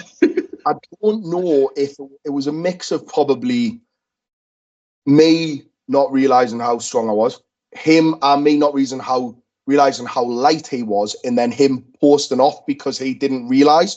So what was meant to be the F5 from his head here to this side to throw him over actually rotated him completely. So he fell down. Now, that Rumble was probably the most produced Rumble I'd ever been in. Everybody had an entrance point. Everyone had an exit point after a spot eliminated by somebody at a certain time to give the match a flow. Really, really, really well done. Because most Rumbles are like, right, it's a shit show until it becomes the last three. Then I've been in any. So we did that. So I eliminated Logan pretty much instantly because he said, he was like, you're coming in to eliminate me. Do you just want to do it straight away? I'll swarm you F5 and straight out. If you're happy with that, he was like, yeah, I'll have been in for 15 minutes. By that time, I'm done. Like, right, champion. So I've thrown him out, and it was like the Randy Orton thing with the Singh brothers or whatever, where he hit the backdrop and then he goes like that. But he can't do anything about it. So I've done the same pretty much. I went, shit. Went another 20 minutes or something. So for me, I'm like fucking 28 minutes, 29 minutes by the time I've come out this Rumble. Drenched in sweat. I'm full of steroids at the time, and I'm quite unfit. So I'm aghast, and I've gone backstage and basically not collapsed, but walked backstage. And as soon as I've come past the curtain, I've went, oh, I'm done. Laid down, and then Chrissy's went, you probably want to go and check on Logan. And then clicked. I went, oh shit. So I've jumped up and sprinted upstairs. Now the changing rooms were 4 flights of fucking stairs up. So I've ran up those stairs as fast as I can, which isn't very fast, but is fast for me. And I've got to the top, and I'm going, Logan, like that, thinking I've killed the poor kid. And he's fucking sat backstage with a pair of shorts on, drinking a can. I went, yeah, all right. And he was like, yeah, I'm fine. Like, Chrissy, you fucking dick. Chrissy's laughing his head off. Like, I just want to see if you can. I was like, I can. But I goes, I'm sorry about that. He went, oh, mate, don't worry, but he goes, I overshot it. Says, did it hurt? And he went, nah, just hit me back on the ring. But it's one of them things, mate. Like, we've all took a bump where you post the wrong way and you fall wrong and whatever. Mistakes happen. It's not a thing of malice or now like that. And it looked probably worse than it was. And then the way he sold it, he got a slight contact on the back, which he sold the fuck out of, which in reality probably helped me because it made me look like I'm some kind of fucking ruthless cunt trying to cripple people. But like that, we know Logan, and Logan is a great wrestler in himself, and he knows when to sell stuff, when not to. But with that as well, I also think I've watched it back, and I also think that if he didn't get a hold of the ropes when he got a hold of them, that would have ended a lot worse. And that's how he's managed to grab like the rope to cushion himself down, and that's how he's meant just hurt the ring, and he's went and hurt the ring and then went down. If he hadn't grabbed that, I think he was flying right over and down. Yeah, it was one of them ones. I think it was just either a rush spot or whatever. End of the day, it had the effect it was meant to. Would I do this again? Absolutely fucking not. Definitely not. We'd do it a different way. But that's the thing with live entertainment. You don't have a do-over. So if that wasn't filmed in front of a live crowd, you would have had the thing to go, right, we're redoing that, do it completely different, have 5 minutes, places people if it was a movie, but it wasn't. When you're reacting to a crowd who've seen somebody take what looks to be a very dangerous bump, sell it, and then the whole time going, he's just really hurt that guy. When in reality, it was fine. And he was hopping and skipping around. Whether he was actually injured and just not telling us to make me feel better is a different story. But I would hope that he wasn't. No, I think Logan's the kind of person that would, if something had happened, he would turn him and tell you. And if something had happened, I would have been the first person to say, I apologise profusely. Because you never go out to want to hurt people. When you've got a 16-stone guy throwing a 14-stone guy 10 foot to the floor, doesn't always go right. But this is why we are trained, and we know sometimes you're going to miss your footing, sometimes you're going to catch on things, sometimes you're going to land completely wrong. These things happen. No, I get that. So with that as well, you then had a match for RAW.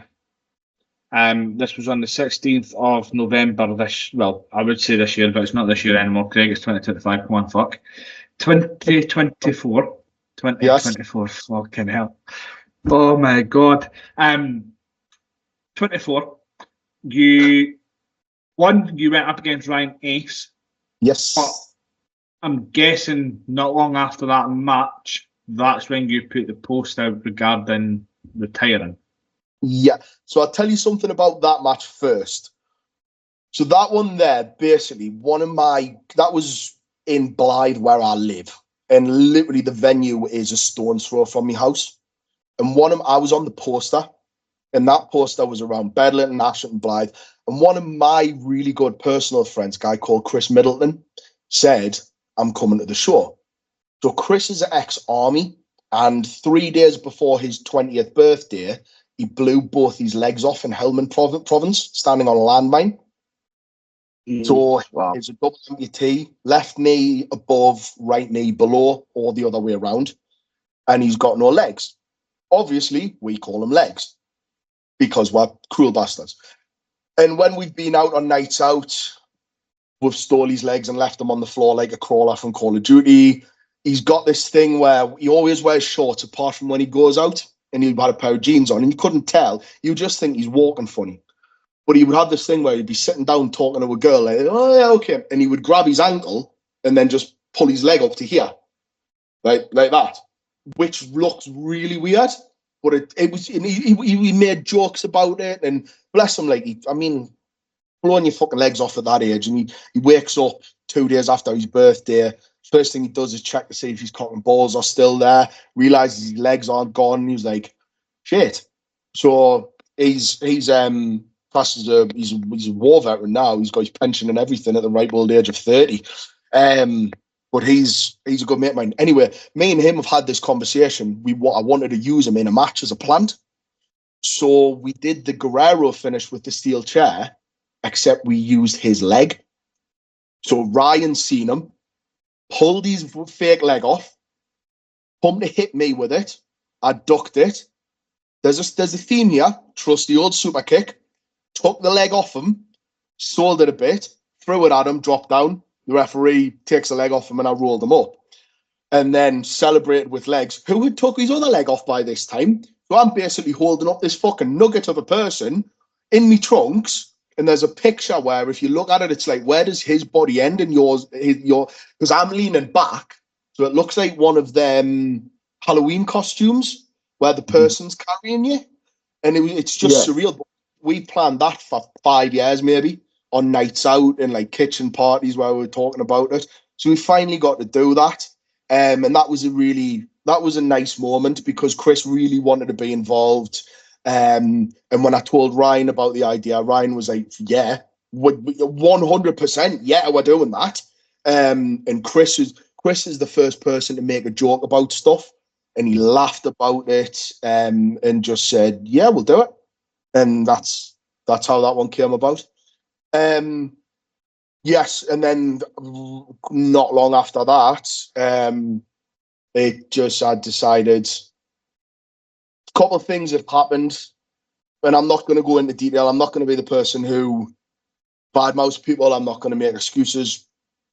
To put a thing, we had very different ideas of where goals started, ended, etc., etc. And my thing was, if I'm not enjoying something, I just don't do it. Mhm. I don't need wrestling as much as I used to. I've got a wonderful partner, a wonderful child, a dog, great job, mental health's really good, all these things. So it was about the thing of, if it's not what I want to be, if it's what I want to not be doing, I don't want to be doing it anymore. So I just went, right, well, that's it. Done with it. Pack in and concentrate on being a dad and a partner. So that's about all that really needs to be said on that part of it. It's a shame, but there was a lot of this, he said this person said this, and then etc. etc. And I just went, I can't be arsed with it. Like, it's not worth the hassle. I'm on suspended sentences for assault and stuff, and if anything ever happened, that's jail time, and I'm not getting locked up over a fucking scuffle at a wrestling show. So I just said, nah, I'll just walk away. And then tis what it is. The rest is history, as they say. In and out, mate. I'm like the SAS. I'm in, and then I'm out. I never even realised I was there until you go, oh, fuck, actually, yeah, that did happen. But it's also wrestling's omen where they'll say they're retired and we don't know when they'll come back. They might never come back, but you never know. Yeah, shaking his head saying no right now, but you never know. In the past, when I've walked away from it, I've always thought I will come back. Nah.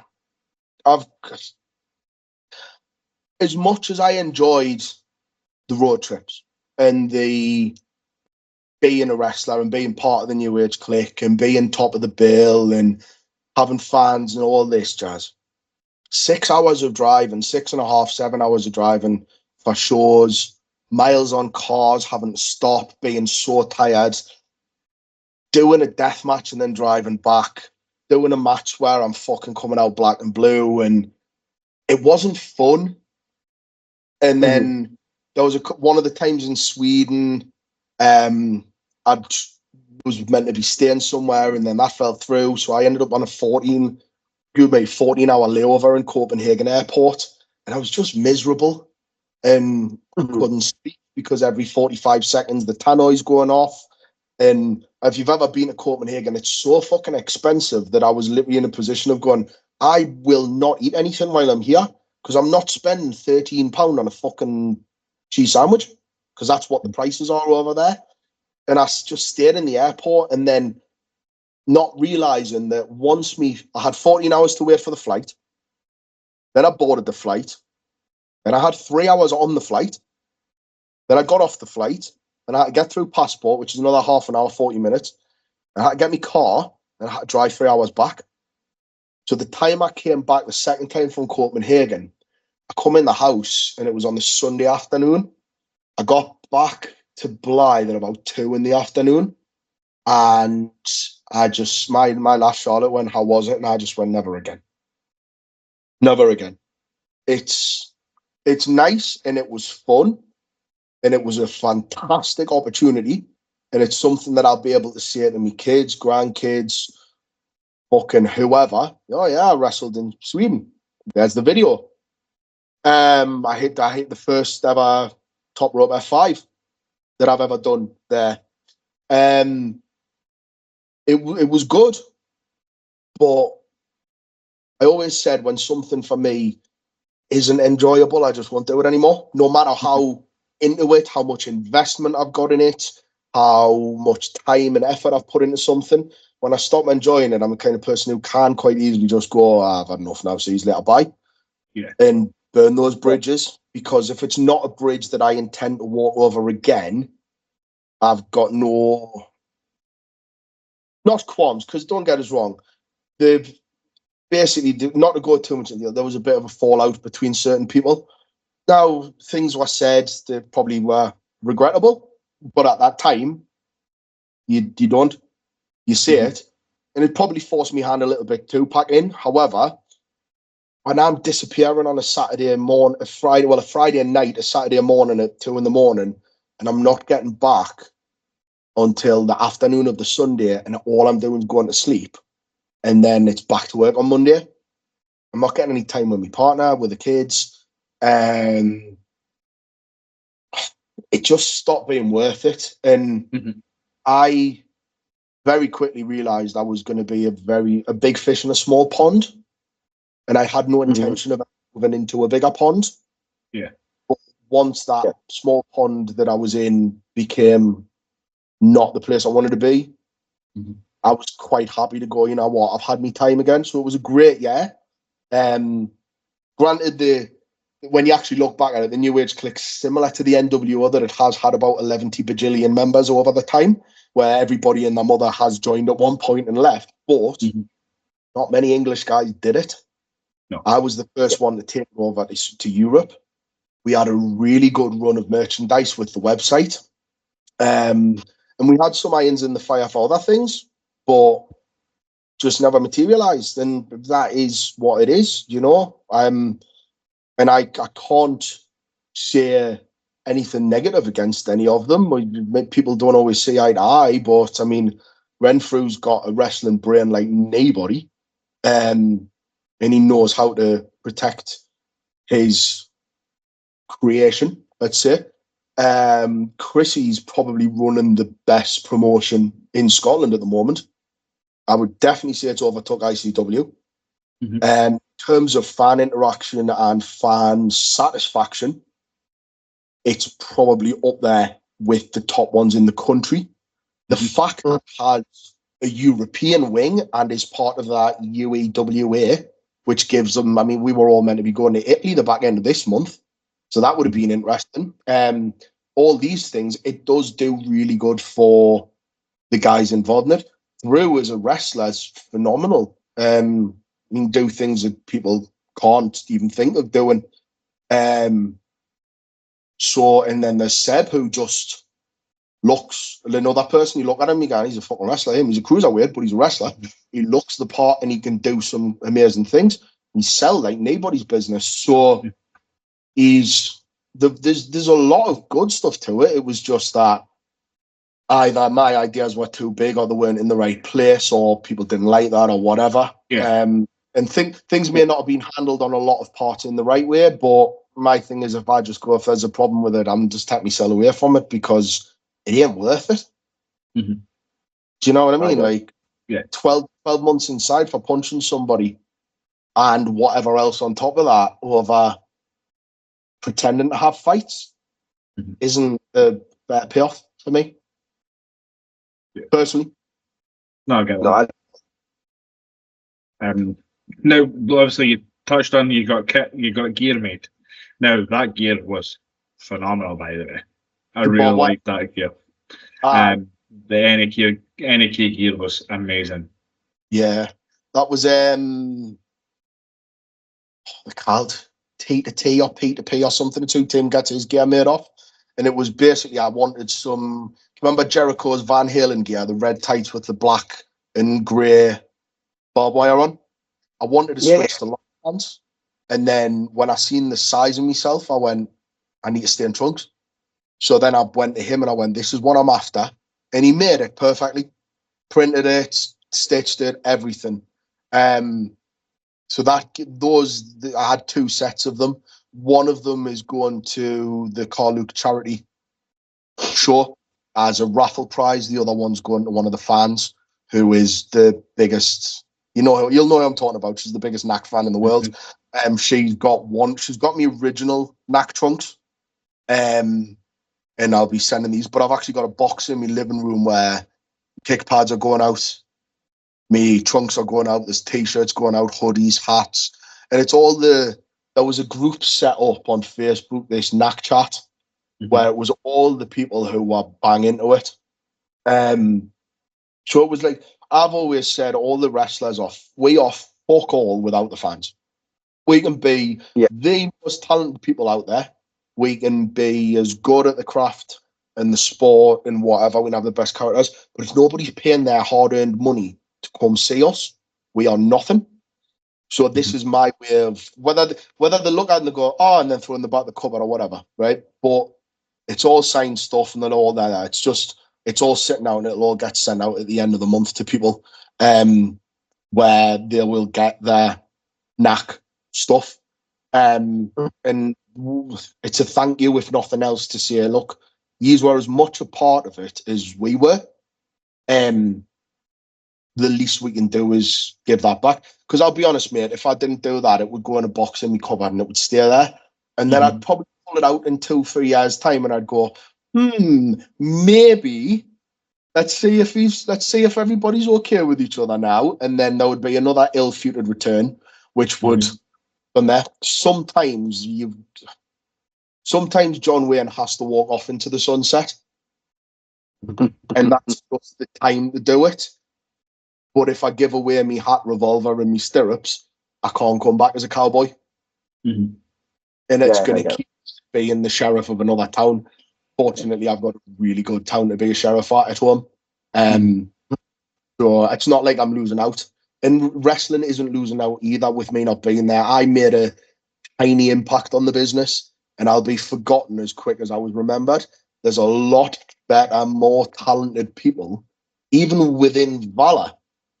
And that's only one of the companies. There's multiple companies up and down the country who all have these attraction stars who are very good at what they do, very good at working with crowds, very good at interacting, very good at making the people who pay the money and pay our wages feel like they're a part of it, want to come back.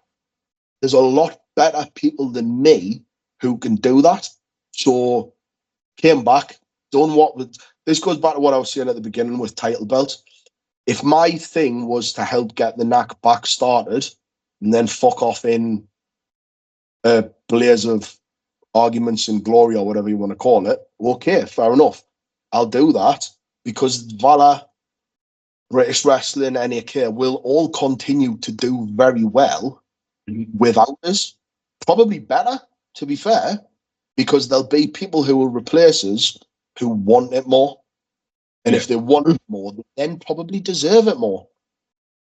I always said the only reason I'm there is because I look slightly better in a pair of trunks than the majority of people. That was the one thing I had.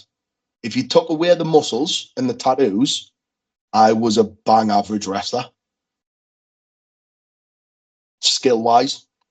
I'd like to think I was very good at crowd interaction and getting heat and getting a reaction from people, mainly because if you look at us, I'm a big guy cutting tattoos. I look like a prick, so automatically you don't like us. So if that works in my favour, happy days, I'll do that. But then I've just got to give it the old little fucking whoop every so often to get a fucking reaction from people. I'll do that too. Yeah. If that worked in my favour, happy days. But there's people who are better at it. All the people who are left are better at it than me. Drew's a better wrestler than I'd ever been. Seb's a better wrestler than I've ever been. Renfrew's got a better mind psychologically for it than me. The only thing I had was that I was bigger than them. That was my strength. They can quite easily take skill on, and Drew has recently. He's got very big. That's hard work. Yeah. No, I get that. And like, I know, like, regarding the gear, because I sometimes speak to Drew quite a bit sometimes, like over like social media and stuff like that, or when I see him at shows and that. And I always said I am getting an NAK top when I had the money, because it was coming up to Christmas and everything like that. And I was like, ah. And then it was like, and then next minute, like the dog closed down. I was like, that's that out the window. I mean, you can probably still get them, just not from where you could.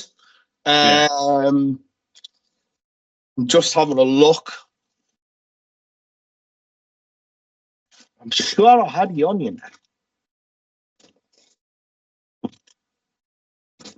sure I've got some upstairs, mate. I'm sure I can find one and get one sent, or something. Because I've just got a bag there of everything that needs to go out.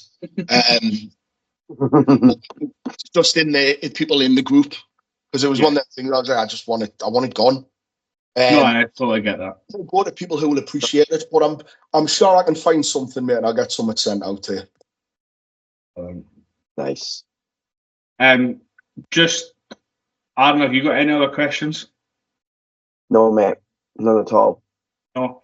Do you still look at like any of your social media for your wrestling pages? Or I know that it's still there, but I didn't know if you still look at it or anything like that.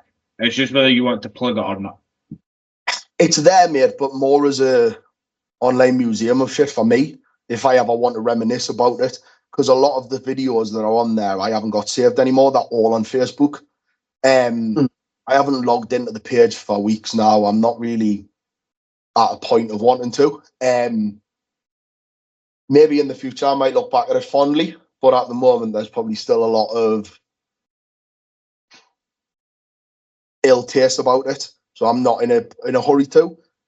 It's mainly I remember doing a post like previously in the weeks leading up, and the timing was actually quite poetic, really, where I'd put like these were some of the bigger matches that I'd had.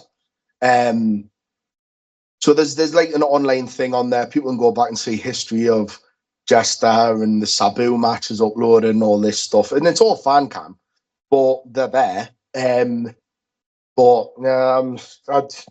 If people want to contact us, they can find us on Facebook and get in touch. But I'm trying like that.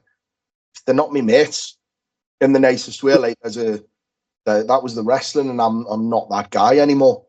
Mm-hmm. And I don't know what guy I am going to be now. I don't know if I'll go back to fighting.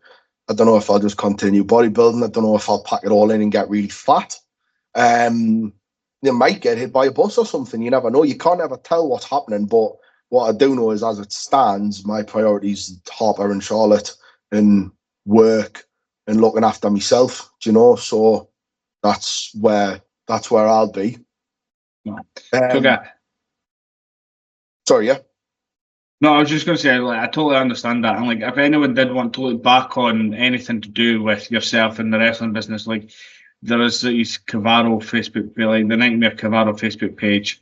Have a look at that, and you'll see the kind of stuff that he done in matches and stuff like that. So there is always that there for the fans to go and look at. Yeah. I'm sure at some point I'll get nostalgic and have a look back through it, and I'll turn around and I'll go fucking, oh yeah, well what about? But I think the ship sailed now. Like, it's just, I'm lucky in the sense that I get to see for about 10 years of my life, I got to be a pro wrestler. And when we actually go through and list the names, Connors, Gordon, Coffey, Magnus, Sabu, Primate, Krieger, these people I've Grado, the Click, all these people that I have worked with, it's not a bad career. If I was going to wish for anything, I'd prefer that had been a bit more belts in it. But it is what it is, you know. I got to win a tag team title I won the first one with Joe Rage, as the tag team was a very good tag team, and we had a joke about it where you'd say, "You are a good tag team, but we're a very good tag team," because we didn't have a fucking name.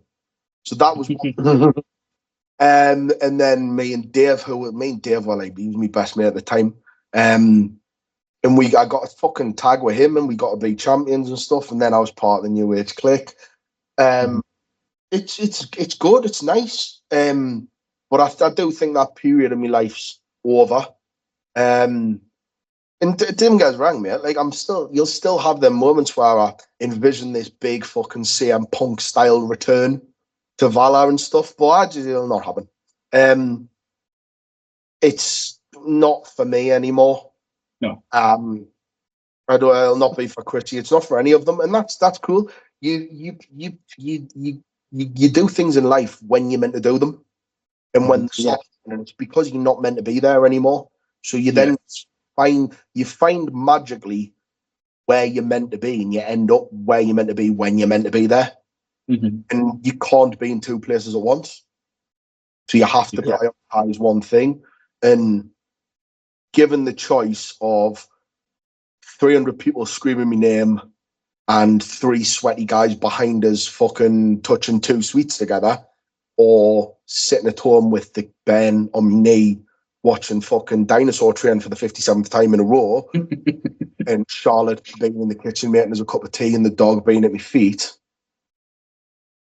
No offense to any wrestling fans and wrestlers, but you're never going to win that match. No. It's always going to be the family who comes first. Yeah. Family always comes first, no matter what. 100%. No matter what, 100%. 100%. Maybe it's 10 years ago, 20 years ago. Sorry, not 20 years. I was fucking 12. Maybe it's 10 years ago, the position may have been different. But can't talk about what it would have been and talk about what it is. And what it is as much as I love the fans and all that jazz, is don't come anywhere near fucking a 4-year-old who is the happiest person in the world to see us when I come through the door. Mm-hmm. That is going to win every single time. That would beat an actual WrestleMania moment. Mm-hmm. Yeah, no, I get that. Do you know what I mean? I totally. I get that No. myself. Obviously, my family is old and stuff, so I get that. Like, seeing them when you come home is most appreciated thing, if you know what I mean. Without doubt. And like, not to get too deep on out, but I never thought I'd be in a position where I'd come home and people would be happy to see us. Not genuinely. But I've got, like I say, I've got a fucking needy dog jumping at us all the time when I come in. Then I've got Harper wanting picked up. Then I've got Charlotte who wants picked up half the time as well. So, and she's my partner. So, yeah, it's nice. And that is I always said that when I was younger, I said drugs are the best buzz. Then I found wrestling and went, wrestling's the biggest buzz. Doesn't come close. I could wrestle on drugs and it still wouldn't be as big a buzz as the Ben and me lass and the dog being happy. That's what I'm meant to be doing now, and it can't do both. Yeah, I totally get that. Now, just for the end of the podcast for tonight, what I'm going to do is I'm going to leave you with the final words, Kavaro. If you've got any words to inspire, like a new wrestler, or even maybe someone that's been in the business for a few years. Ooh.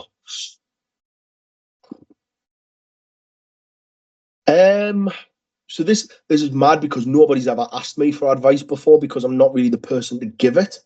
I was always the person who would ask for advice and then not take it because I thought I knew best. Don't be that person. There's always somebody who knows more and who can help you. If you want to be a wrestler, you want to be a wrestler. You can't want to sort of be a wrestler. You have to train. You have to go to the gym. There's a lot of people who are great wrestlers but don't look like it, and they'll never get looked at, no matter how good of a wrestler they are. You need to look the part as well as act the part. Don't do drugs. Definitely don't do drugs. Cocaine and alcohol are not good for you. That will ruin you. It's not real. Remember that. It isn't real, but in the moment it is. And commit to it. When you go out there, you stop being Josh the minute you walk out and you become Kavaro. You don't stop being Kavaro until you come back through the curtain. So whatever your character is, be your character. Whether your character is a good guy, a bad guy, powerhouse, a lucha, fan favorite, rule breaker, whatever. Be that person. Do it to the best of your abilities, but also be aware that there is always going to be somebody who can do it better. So if you then have to up your work rate, you will have to do that. Hard work beats natural talent when natural talent doesn't work hard. And that's about it. Whether some people will look at that and they'll go, makes sense. Some people look at it and go, who the fuck does he think he is telling me what to do? That's fine. I'm not here to train people to wrestle.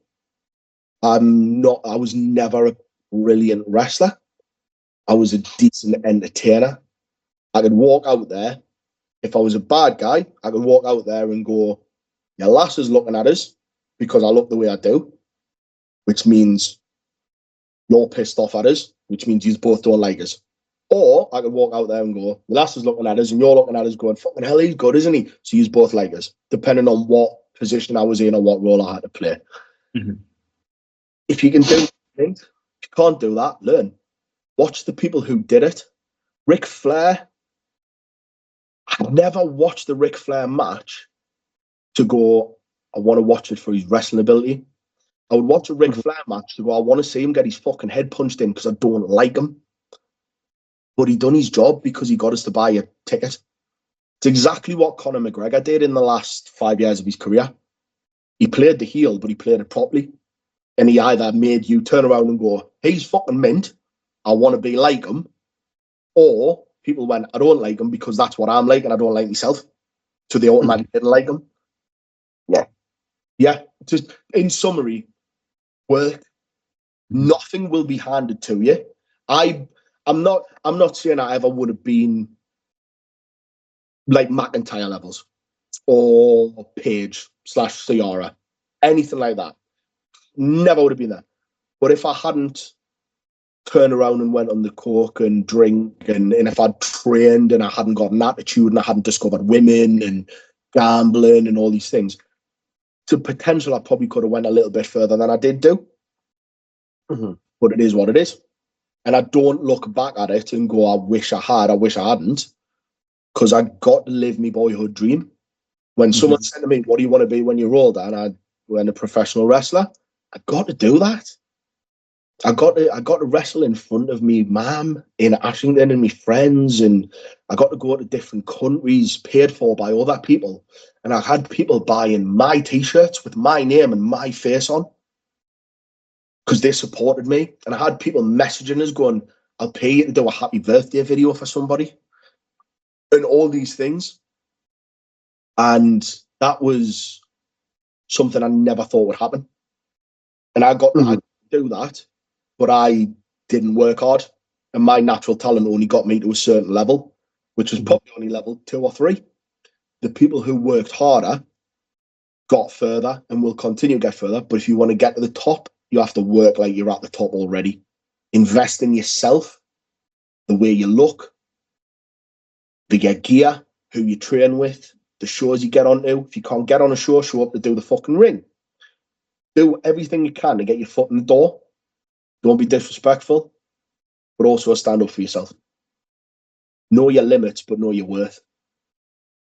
And last one, if you decide that it isn't for you anymore, there's a bigger world out there than professional wrestling. Don't be afraid to turn around and say, I've had enough fuckers, and leave, because there's always something better will come along. Might not seem it at the time, but you are exactly where you're meant to be in your life. And if your life takes you away from that, don't think, well, this is the end. Something else will come along and you will get happier and you will find yourself in a good position. Just might not be in a wrestling ring. Don't let it not let you be a fan as well, though. Everybody who's in a ring started on the outside of the ring watching. And they went, I want to do that. Don't let negative experiences in the ring make you not be a fan anymore, because you just ruin the sport you love. You didn't get into it because you didn't like it. You got into it because you liked it. Go back to being a fan. Watch it, enjoy it. Go to the indie shows. Go to the smaller shows. See the guys before they become the guys. But enjoy it. It's a fan-orientated sport. And if the fans stop coming, it stops happening. Yeah. Oh, excuse me, sorry. That went on a lot further than I went in a lot. That's cool. Thank you so much for joining us tonight. It's been an absolute pleasure. Thank you for having us, mate. It's been. I'll be honest. At the start of it, I was thinking to myself, I've got nothing to say. I've walked away from it. I've got nothing to say, and I didn't want to get in a position of saying something to get myself in trouble. However, but it's been very nice, and it's been a nice way to round everything off and say what I've needed to say, and go from there. But I sincerely do appreciate it. Now, hopefully, at least one person listens to it and goes, "Ah, it wasn't too bad." Yeah, like like I said, before we came on, like people will watch it, it will go out. Just I'll keep in touch with you when kind of thing. But obviously, thank you so much for coming on. Arran, thank you for coming on and being my trusted co-host as always. No problem, buddy. Say anything? He was quiet for 90% of it. It's because I can't shut up. But, okay, let's be honest, it's because I shut up. Not just that. The thing was, when he said that you were coming on, I thought, because there's been one of the ones that I've had someone on, and yeah, he's still led, but he's shut up. So I thought he really wanted you on. I asked, and I was just so listening to everything that you're saying. You know what I mean? And I just like Craig on with it. It's nothing unusual. When if it's someone that he really wants on, I just let him go with it because it's what he had what he wanted to ask, if that makes sense. I only had a few things and stuff. So I will say though, right, this has been one of the more professional ones I've done. I've done one of them where I did it and then we had to cut it because I went and I've got a tendency to start talking and not realizing who the audience is. And I was talking about all the guys I'd sold coke to in the past. And they're all working in fucking WWE and AAA and stuff like that now. And I'm like, yeah, mate, we've probably got to cut that last 25 fucking minutes out because I incriminated myself and then I incriminated all them and then I had people showing up at my door a lot. So we've done well not to go into those. I'll tell you afterwards who it was and you'll go, fuck. But yeah, that has to stay between us, all right? So before he goes off tangent again, and we can't get up to shut up any longer, and before he says something he probably will regret, thank you for joining. Thank you for watching. And we'll see you on the next one. So, peace. Peace.